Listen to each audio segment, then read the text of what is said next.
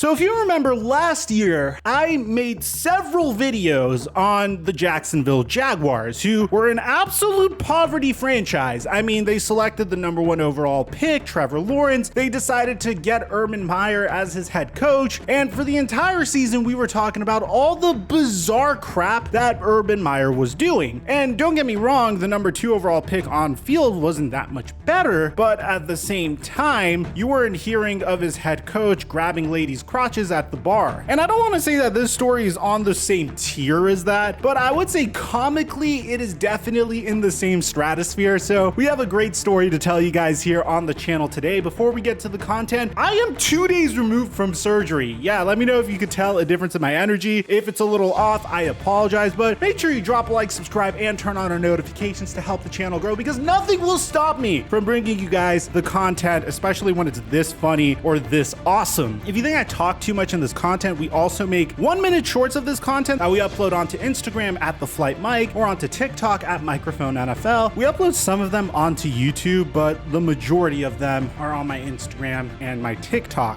If you want to go the extra mile to support me, then you could also check us out on patreon.com/microphone. And now that we get all of that out of the way, break!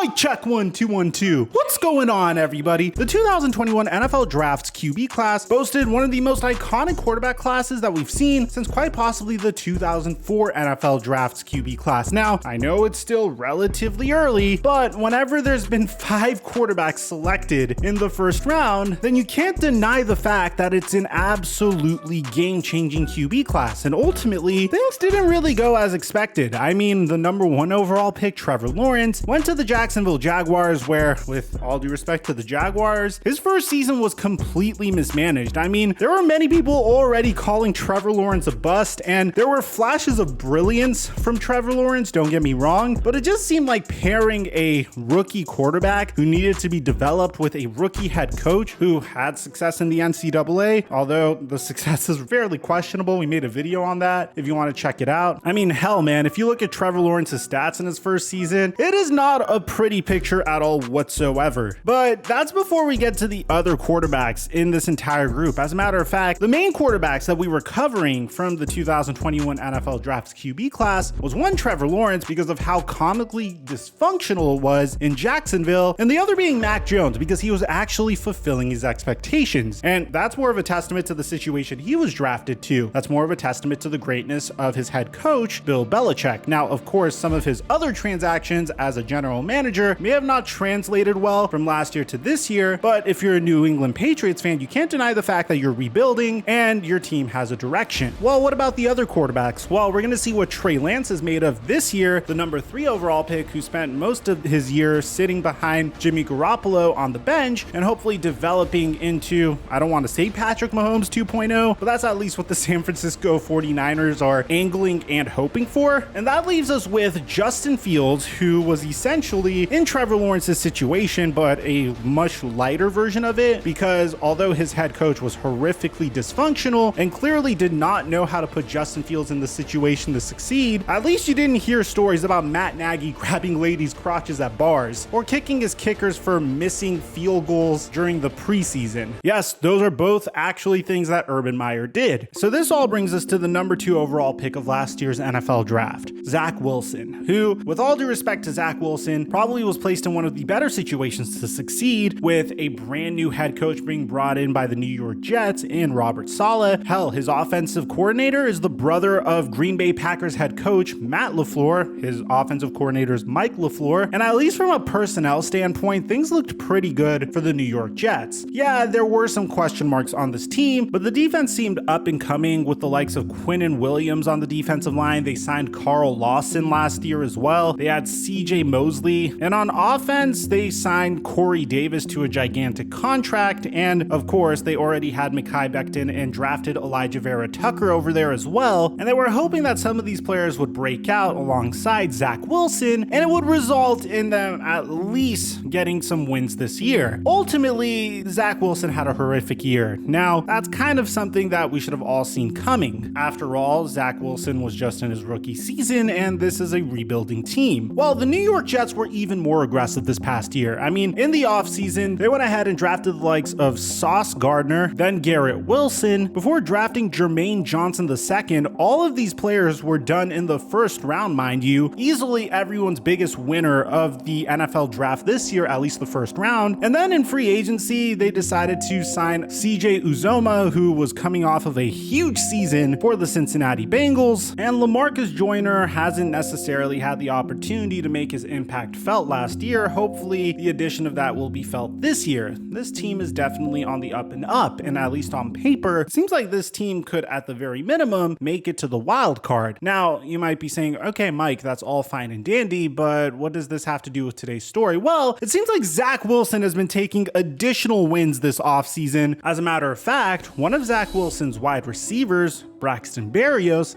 even had this to say about Wilson, saying that Zach Wilson aged so much mentally and physically since last year. Berrios said that he saw things slow down for Zach Wilson during the final weeks of the 2021 season, and he believes the work that Wilson has put in on all fronts will pay off with more success this fall. Everything is there from a physical standpoint, and now everything from his mental standpoint has aged so much since just a year ago that I can't wait. Again, I hate talking about it, I hate hype, I can't stand it, but I can't wait to see him in week 1 and see what he can do, because he's in a much different place than he was last year. And I guess you could say that Zach Wilson has aged so much mentally, because one of his recent decisions went absolutely viral on Twitter. So I'm going to take you through this entire story, because Zach Wilson has been trending on Twitter all day as a result of this. So if you remember, Zach Wilson was dating a girl by the name of Abby Guile. I mean, you didn't really hear much about them. It's like a typical story of a successful NFL QB bagging himself a fairly attractive woman, and more props to him. I mean, there's multiple pictures of them together during the NFL draft. Apparently, these two broke up, and his girlfriend, Zach Wilson's ex-girlfriend, started dating Zach Wilson's #1 wide receiver in BYU, Dax Milne. Now, Dax Milne currently plays for the Washington Commanders, but there's a whole storyline to this, and bear in mind, this is stuff that Abby Guile just all alleges.